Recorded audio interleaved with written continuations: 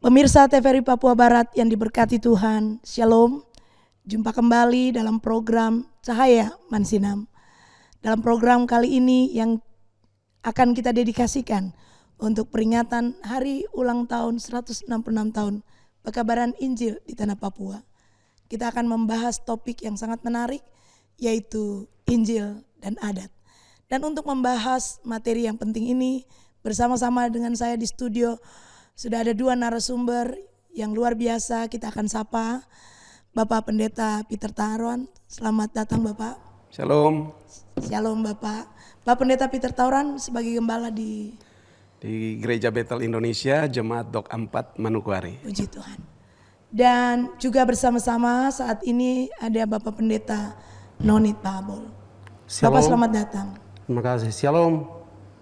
Puji Tuhan, Bapak Pendeta sebagai hamba Tuhan melayani di gereja Injili Indonesia KIDI ya, di Manokwari. Baik. Pemirsa sekalian, bersama dengan kedua narasumber selama 30 menit ke depan kita bersama-sama akan membahas hubungan Injil dan adat. Nah, Bapak Pendeta Tauran, saya ingin ke Bapak lebih dulu. Ya, kalau kita dengar kata adat istiadat, tentunya ini sesuatu yang mendasar sekali karena di semua daerah itu memiliki adat istiadat. Bapak melihat adat istiadat itu sendiri seperti apa dalam tanggung jawab sebagai gembala yang selama ini melayani umat, melihat bagaimana hubungan umat dengan merealisasikan dan melaksanakan adat istiadat menurut daerah-daerah yang mereka miliki, seperti apa? Iya, baik, terima kasih Ibu, saudara pemirsa, bahwa seringkali dalam pelayanan kami berhadapan dengan jemaat dari latar belakang, suku, daerah, wilayah yang berbeda-beda. Walaupun kita ada di Papua Barat, khususnya di Manokwari, dan masing-masing setiap jemaat itu punya nilai-nilai historis yang mereka bawa, dan itu sudah dipertahankan. Nah, walaupun terkadang dalam aplikasinya seringkali kita lihat ada juga nilai-nilai yang bertentangan, boleh dikatakan ya, seperti ada bertentangan dengan firman Allah, tetapi karena kehidupan bermasyarakat itu tetap jalan, karena itu tetap mereka pegang. Jadi pengertian bahwa adat istiadat itu adalah satu nilai tata dasar yang dibawa, yang diwariskan, merupakan satu hubungan masyarakat, dan nilai-nilai itu perlu dipertahankan. Betul. Iya. Ya. Nah, sehubungan dengan apa yang tadi dikatakan oleh Pak Pendeta Peter, Pak Pendeta Nonit sendiri melihat seperti apa, karena setiap daerah itu memiliki adat istiadat. Kalau Pak Pendeta Peter nih dari Maluku tuh, tentu juga dari Maluku itu ada adat istiadat. Dari Papua sendiri memang adat istiadat yang paling kental itu ada masyarakat pantai dan juga masyarakat pegunungan. Nah, Pak Nonit, tentu GIDI adalah satu gereja yang basisnya ada di pegunungan gitu. Bagaimana Bapak Pendeta Nonit melihat hubungan adat dan Injil sejauh ini dalam pelayanan? Ya, shalom pemirsa yang dimanapun berada. Ya, kami melihat Injil dan adat dalam pelayanan kami di jemaat yang kita hadapi. Di situ banyak suku juga kami ada. Yeah. Jadi berbedaan. Jadi Injil dan juga adat dan istiadat ini dari turun temurun dengan sampai hari ini. Jadi sebenarnya itu dalam firman Tuhan bilang 1 Tesalonika pasal 5 ayat 21, segala sesuatu itu uji segala sesuatu. Yeah. Yang baik pegang, yang tidak baik itu buang. Tapi kadang-kadang banyak bertentangan juga tentang Injil. Dalam hal penyembahan, adat istiadat.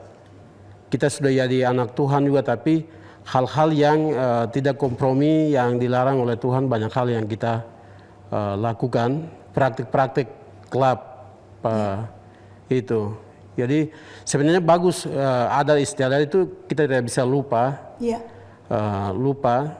tetapi bagaimana Injil.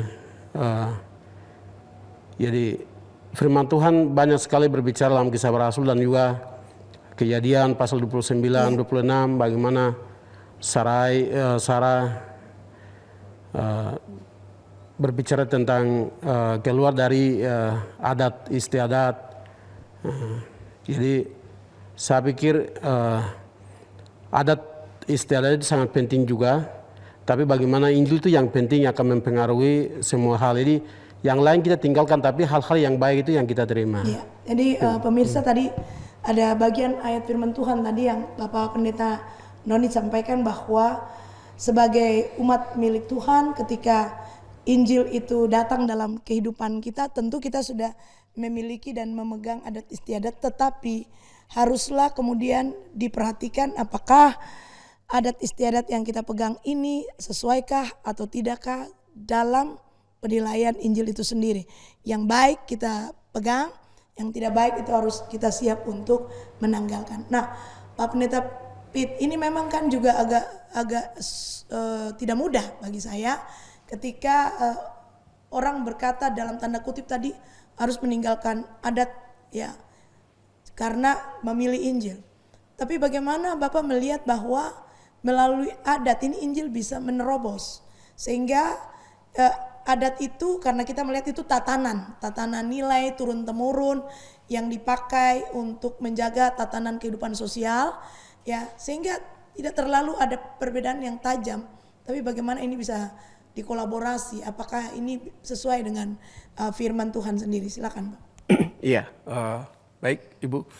Yang pertama kita lihat bahwa Injil atau gereja hadir setelah adat itu sudah ada. Artinya bahwa budaya, tradisi itu sudah ada sebelum Injil itu masuk.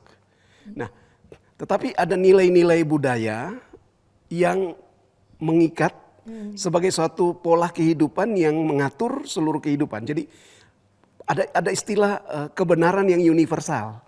Tata nilai yang terbangun di dalam, walaupun orang belum mengenal Injil pada waktu itu, tapi mereka sudah tahu ada nilai-nilai benar, nilai-nilai kebenaran yang itu berbicara di dalam hati nurani mereka.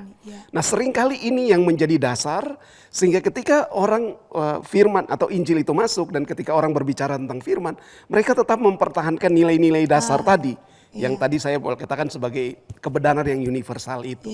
Nah, seringkali yang dipakai oleh gereja, maaf saya seringkali juga ikut seminar-seminar, sering dalam diskusi-diskusi, khusus kalau kebiasaan banyak di Maluku, bahwa gereja mulai menyesuaikan Injil itu dengan konteks budaya yang ada di sana. Misalnya di Maluku ada istilah kenal dengan sasi, sasi gereja.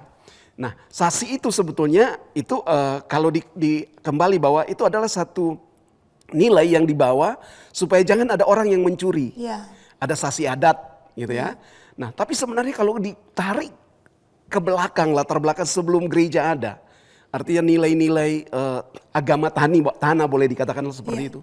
Bahwa sebenarnya itu adalah ada satu ikatan bahwa mereka mempersembahkan hasil pertama mereka itu kepada dewa kesuburan, katakan gitu.